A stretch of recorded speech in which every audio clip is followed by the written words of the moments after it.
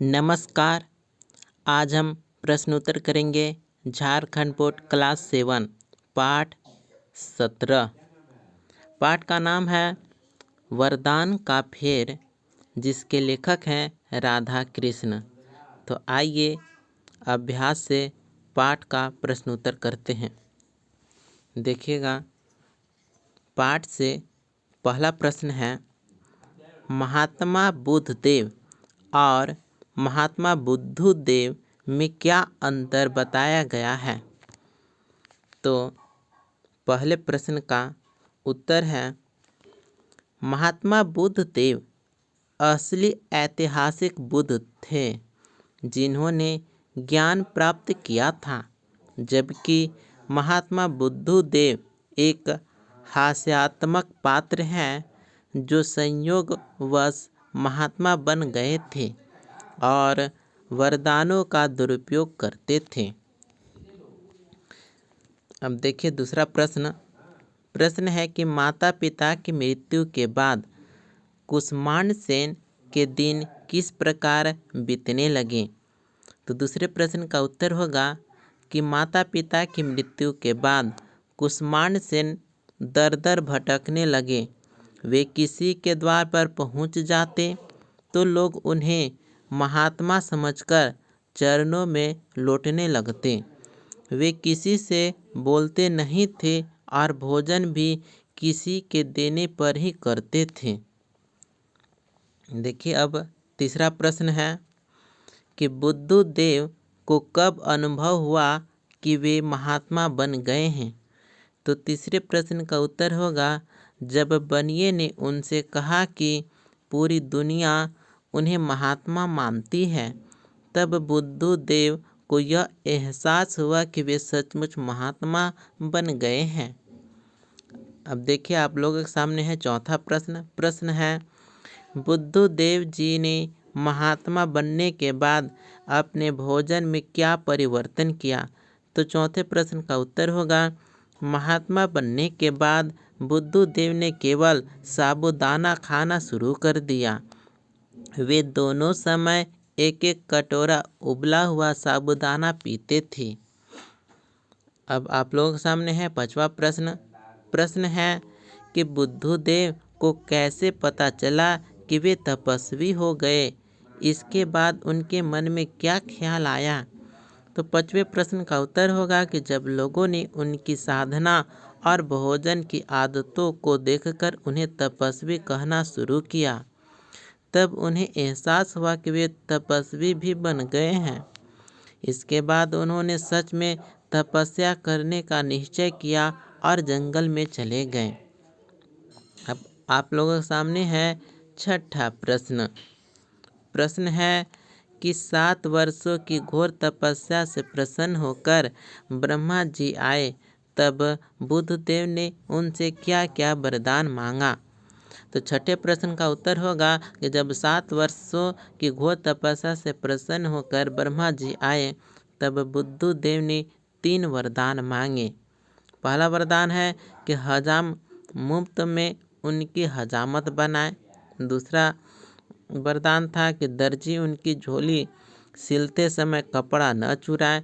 और तीसरा वरदान है कि जब चाहे 3 और वरदान मांग सके।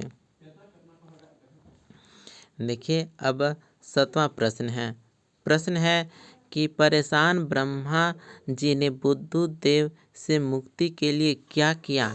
तो 7वें प्रश्न का उत्तर होगा कि ब्रह्मा जी ने बुद्धदेव को स्वर्ग में बुला लिया और वहीं रख लिया। इसके बाद उन्होंने यह नियम बना दिया कि अब किसी को वरदान नहीं दिया जाएगा, बल्कि केवल वास्तविक परिश्रम का पुरस्कार मिलेगा। अब पाठ से आगे का प्रश्न उत्तर है।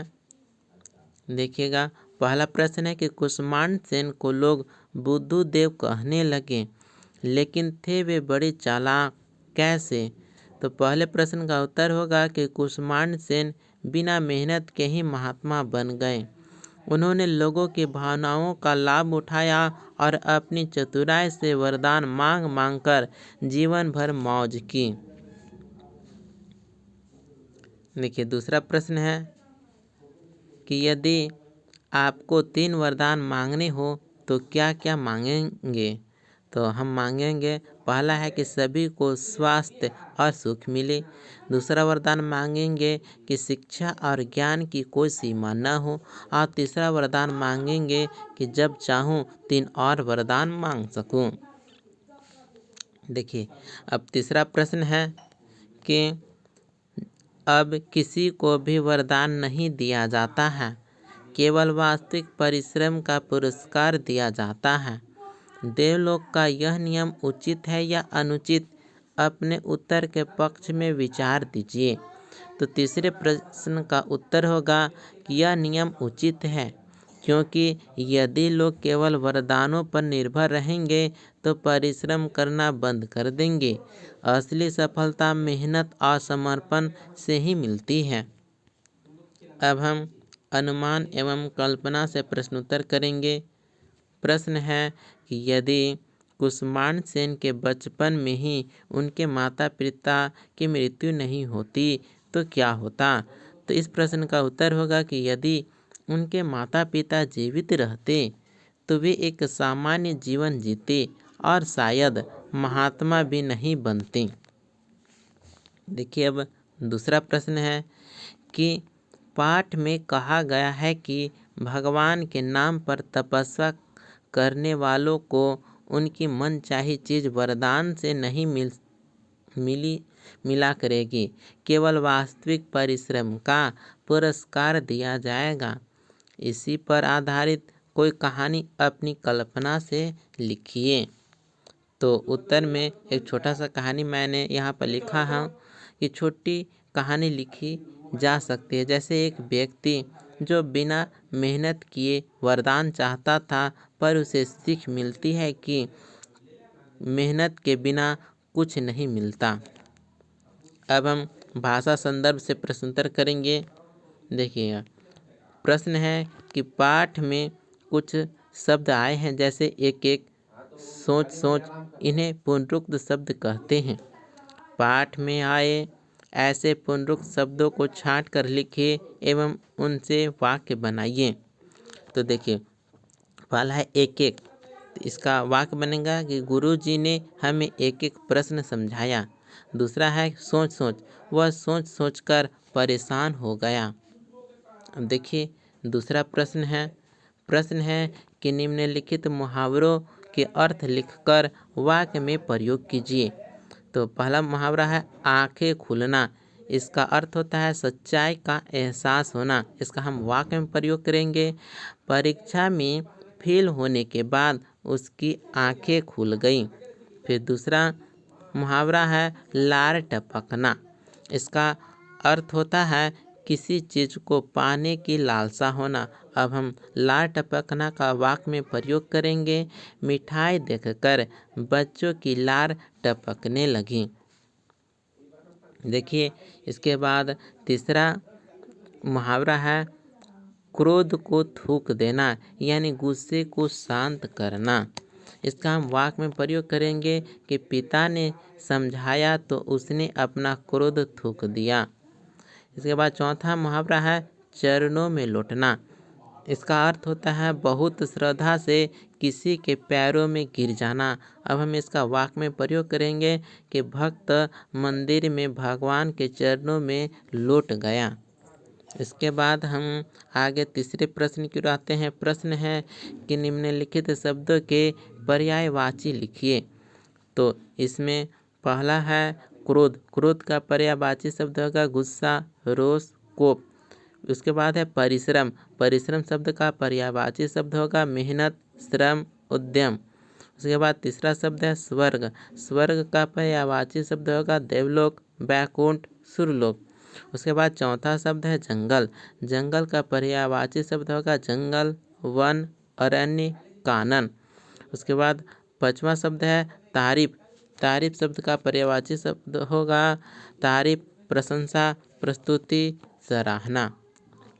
अब हम इसके आगे कुछ करने को प्रश्न हो।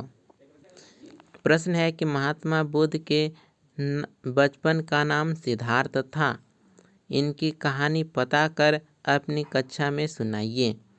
तो अब हम महात्मा बुद्ध के बचपन का नाम जो सिद्धार्थ है, इसका कहानी हम शॉर्ट में यहाँ लिख रहे हैं। महात्मा बुद्ध का जन्म 563 ईसा पूर्व कपिलवस्तु में हुआ था। उनका असली नाम सिद्धार्थ था। वे शाक के राजा शुद्धोधन के पुत्र थे। उनका बचपन सुख सुविधाओं में बीता, लेकिन जब उन्होंने जीवन के दुखों को देखा तो उन्होंने राजपाट छोड़ दिया और सत्य की खोज में निकल पड़े। वर्षों की तपस्या के बाद उन्हें बोधि वृक्ष के नीचे ज्ञान प्राप्त हुआ और वे बुद्ध कहलाए। इसी प्रकार से पाठ 17 वरदान का फेर, इसका प्रश्नोत्तर यहीं पर कंप्लीट होता है।